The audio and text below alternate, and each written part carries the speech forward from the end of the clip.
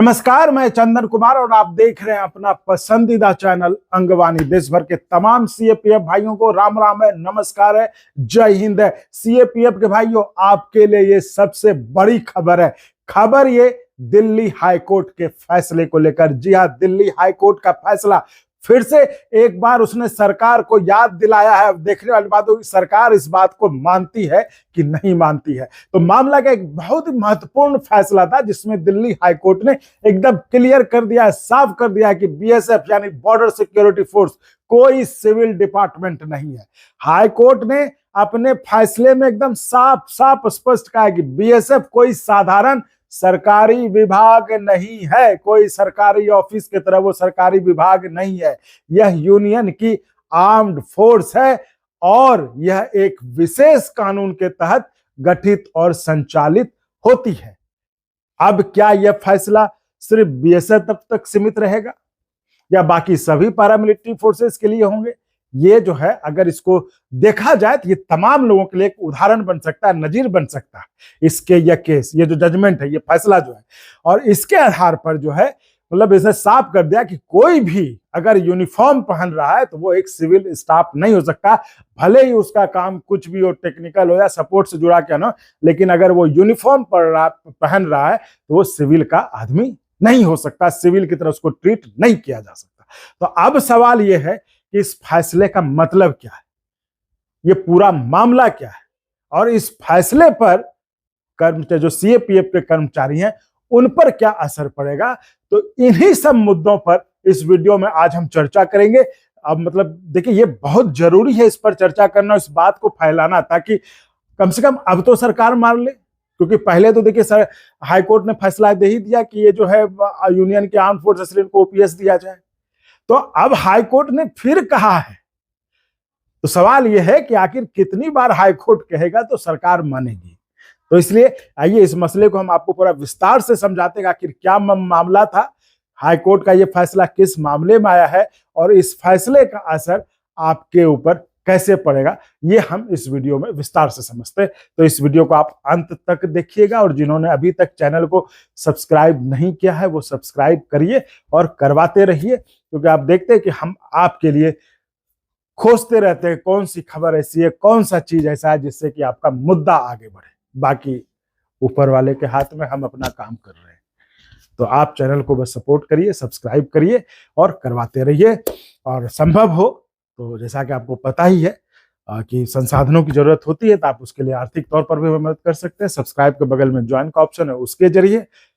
इसके अगर ज्वाइन में दिक्कत होती है तो आप एक डिस्क्रिप्शन में अकाउंट डिटेल है, उसके जरिए, उसमें भी दिक्कत होती है तो क्यूआर कोड आप उसके जरिए मदद कर सकते हैं। तो चलिए अब हम आते हैं कि आखिर ये मामला क्या था और इस पर हाईकोर्ट के फैसले का जो असर है वो कर्मचारियों पर क्या पड़ेगा, वो हम समझते हैं। देखिए, दरअसल ये जो पूरा मामला है ये बीएसएफ के टेक्निकल स्टाफ की रिटायरमेंट की जो उम्र है उससे जुड़ा हुआ है।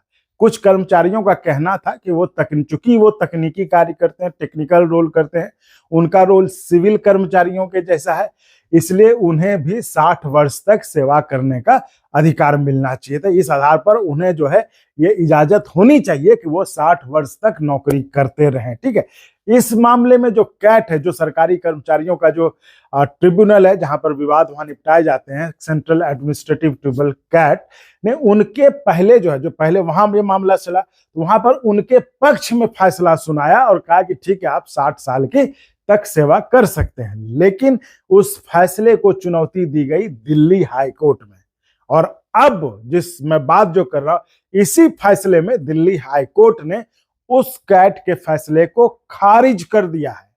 मतलब एकदम खारिज कर दिया कि नहीं, ये नहीं हो सकता। कोर्ट ने साफ कहा है कि बीएसएफ एक सशस्त्र बल है, ना कि कोई सिविल विभाग। इसके देखिए, ध्यान देने वाले आदेश को समझिए, साफ कर दिया कोई सिविल विभाग नहीं। इसके सभी कर्मचारी, चाहे वो टेक्निकल हो या नॉन टेक्निकल, उस फोर्स का हिस्सा है। और इसी आधार पर टेक्निकल स्टाफ की रिटायरमेंट उम्र 60 नहीं 57 साल ही लागू रहेगी। समझ गई? तो मतलब बिल्कुल साफ है कि बीएसएफ की तुलना किसी भी सामान्य सरकारी विभाग से नहीं की जा सकती। बीएसएफ का मुख्य काम देश की सीमाओं का सुरक्षा करना है।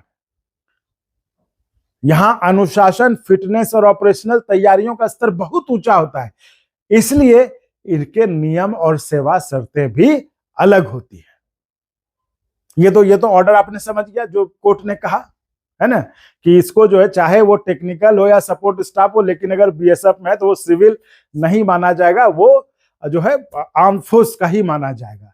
तो अब बात करते हैं कि इस फैसले का असर क्या। ये होगा कि जो कर्मचारी 60 साल तक सेवा की उम्मीद कर रहे थे कि हम तो भाई टेक्निकल में, हम तो ऑफिस वाला काम करते हैं, तो उनको जो है अब वो राहत नहीं मिलने वाली है। उनके लिए भी अब जो है रिटायरमेंट जो है 57 साल ही होगी। मतलब अब ये पूरी तरह से स्थिति क्लियर हो गया और भविष्य में भी अब इस तरह का कोई मामला अब लगता है किसी के मन में संशय रहेगा नहीं, तो इस तरह का कोई मतलब मामला आएगा नहीं।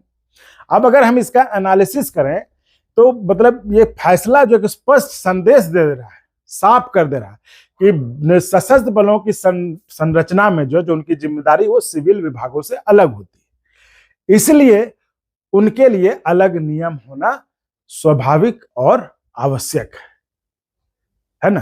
तो साथियों, दिल्ली हाई कोर्ट ने एक बार फिर स्पष्ट कर दिया है कि बीएसएफ कोई सिविल विभाग नहीं है और इसके कर्मचारियों पर अलग सेवा नियम लागू होंगे, ना कि वो सिविल वाले नियम लागू होंगे। तो इस पर अब आप क्या, चूंकि अब फैसला आ ही चुका है कोर्ट का, तो इस पर अब आप क्या सोचते हैं, आप अपनी राय जरूर हमें कमेंट के जरिए बताएं। और वीडियो मतलब पसंद आया हो तो लाइक जरूर करिए, शेयर जरूर करिए और चैनल को सब्सक्राइब करना बिल्कुल नहीं भूलिएगा। तो चलिए, ये थी खास बात। ये सबसे बड़ी बात तो ये है कि हाई कोर्ट भी कई बार, मतलब पिछली बार देखिए आपके ओपीएस में फैसला दे ही चुका था, लेकिन सरकार चली गई सुप्रीम कोर्ट। अब ये कि हाई कोर्ट का ठीक है फिर फैसला आ गया। हर बार हाई कोर्ट या कोई कोर्ट इस तरह के फैसले देकर सरकार को याद तो दिला देती है कि भाई ये अलग हैं, लेकिन अब सरकार कब मानती है। मैं तो कहूंगा कि ये सबसे बड़ा सवाल है कि सरकार ये कब मानती है और सरकार कब उनको ये मानकर ओपीएस की सुविधा देती है, ये देखने वाली बात होगी। तो हम भगवान से प्रार्थना करते हैं कि वो दिन भी आपके जिंदगी में बहुत जल्द आए। तो चलिए, इसी उम्मीद के साथ इस वीडियो में फिलहाल इतना ही। आप ऐसे ही चैनल को लाइक, शेयर, सब्सक्राइब करते रहिए। बहुत बहुत धन्यवाद। जय हिंद। और अगर आपको अच्छा लगा तो एक बार और आपको मैं कहना चाहूंगा कि आप इसको प्लीज सब्सक्राइब और शेयर करते रहें, ताकि हमारा भी मनोबल और सपोर्ट बना रहे।